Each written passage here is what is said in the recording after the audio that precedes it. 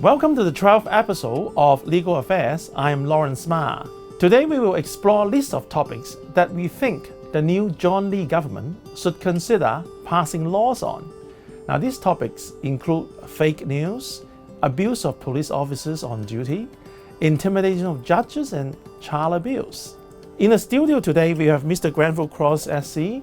Mr. Cross is a senior barrister who was appointed Director of Public Prosecution of Hong Kong in 1997 and held this post for over 12 years until 2009.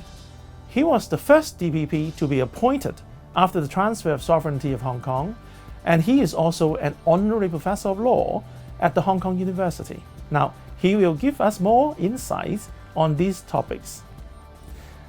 Now, Mr. Cross, Singapore has fake news law, and should Hong Kong have it, and will that affect our freedom of expression?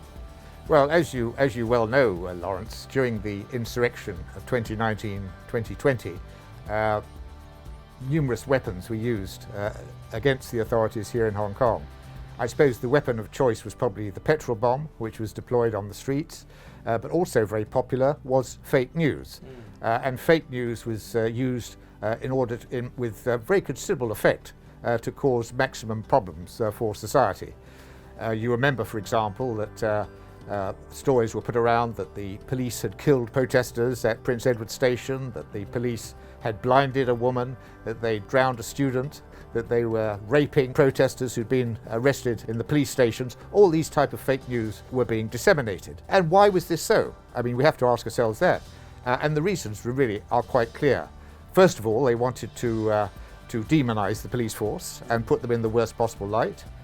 Secondly, they wanted to cause public alarm and public concern. Thirdly, they hoped to recruit other gullible people who might be taken in by these stories and persuade them that they should be taking to the streets and indulging in violence against the police. And fourthly, they wanted to provide material to foreign news agencies, which could then be deployed around the world, shown to in other countries, in order to put the Hong Kong police force in the worst possible light, and by doing that, to drum up opposition to the Hong Kong government and indeed to China more generally.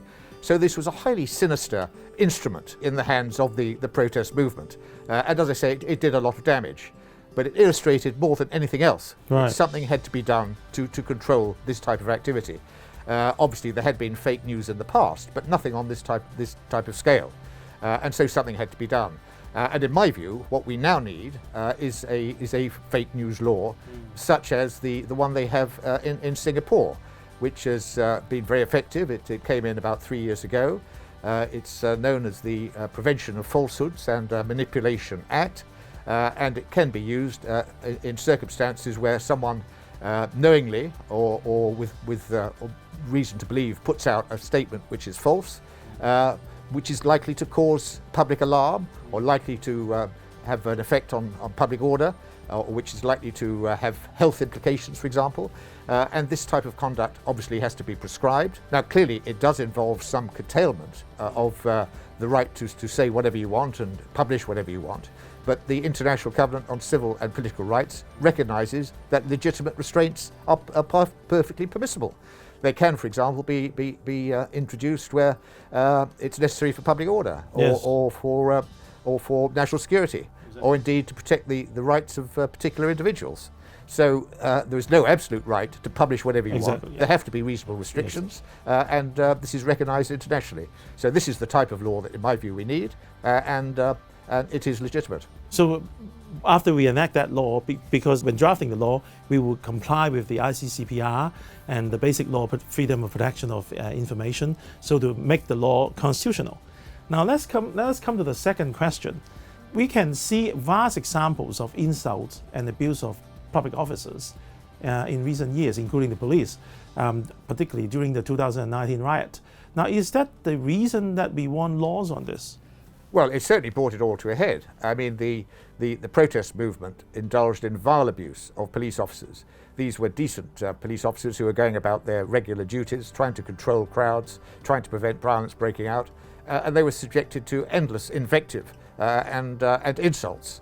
And so the question really is, whether when a police officer dons his uniform and goes out to perform his duties, he has to accept this type of abuse. In my view, he doesn't. The ICCPR actually recognises that, as we've just said, that restrictions on the right of expression are justifiable, as where they're necessary to protect the rights or the reputations of others, or to protect public order. And the reason that there was so much abuse was in order to try to provoke police officers into overreacting. Yeah. And of course, if they overreacted, then the foreign media was on hand with their cameras, ready to film the whole thing, and then broadcast it globally and say, this shows what a terrible police force Hong Kong has. So this was part of a strategy, make no mistake. This was a deliberate tactic to try and provoke the police force. And so the question that really arises is whether this is something that should be tolerated by the police force. And police forces elsewhere, governments elsewhere, have taken the view that this crosses the red line, and that police officers should not have to face this type of vile abuse. Yes. No other citizen would have to face this type of abuse when they're doing going about their ordinary duties. So why should police officers? This has been recognised in Singapore, where this type of abuse is now prescribed, and it's even recognised in places like France. They also have a law that prescribes the insulting of police officers. So I think we have to learn from recent experiences and to provide our police officers, well, it wouldn't just be police officers, it would be all law enforcement officers, customs officers, immigration officers and so on, who all require to be properly defended from vile abuse. And you mentioned the right of free expression. Don't forget this, Lawrence, that we already have restrictions on what people can say in relation to some law enforcement officers under the for example, the birth and registries ordinance and the public health ordinance. There are restrictions on what people can say in relation to insulting particular officers of those departments. Those have been in place for many years, and they haven't proved problematic. There's been no challenge to those particular provisions under the ICCPR or anything else. So there is a precedent already there in place. So I would regard this as an extension of that to the police officers who are doing frontline duties. Right. Now let's move on to question 3 that we have about. We also see intimidation of judges and prosecutors in public forums. I understand that we can charge the culprit for contempt of court, but it seems, is that enough? I mean, well, of course, we've seen very serious intimidation of particularly judges in recent times when they've gone about their duties. Some of them have been sent messages threatening them and their families. Some have been sent foul materials through the press, told that they and their families are going to be bombed, all these type of things, in order to try and intimidate them into not doing their jobs properly. The penalties for criminal intimidation are actually very low. 2 years for on summary convictions, the maximum, and on indictment it's 5 years. And as you remember, Lawrence, some years ago, the maximum penalty for attempting to pervert the course of public justice was raised from 7 years to an indefinite term. That was done in order to provide the law with proper teeth. And of course, criminal intimidation is a type of attempting to pervert the course of public justice, because you try to intimidate judges or prosecutors to do particular things or not to do particular things. So we have to have realistic penalties in place.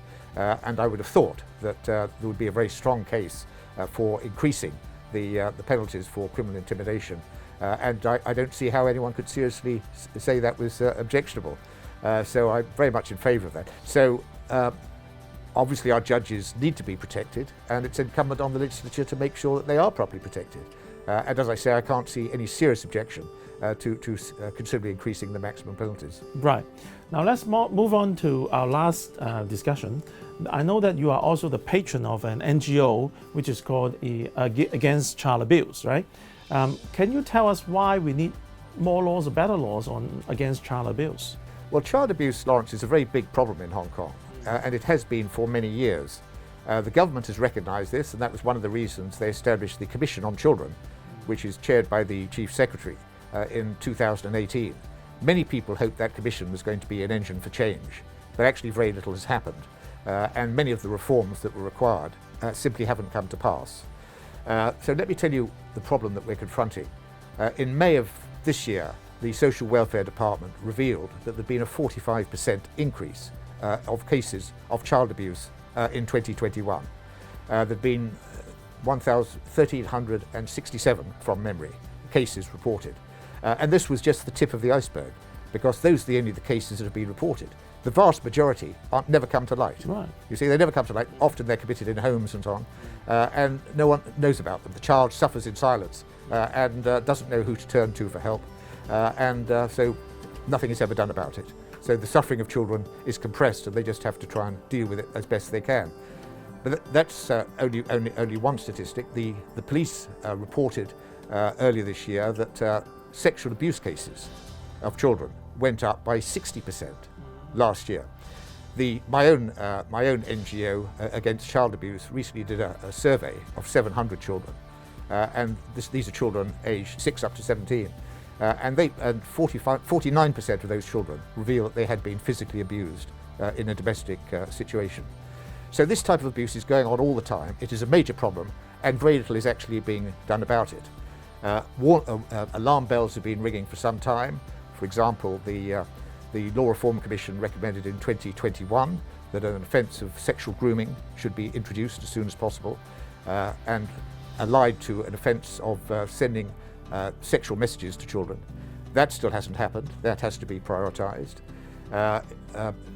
About a year ago, the Law Reform Commission recommended that a new offence should be created of failing to protect a child in circumstances where the death or the serious harm to the child results from an unlawful act or from neglect.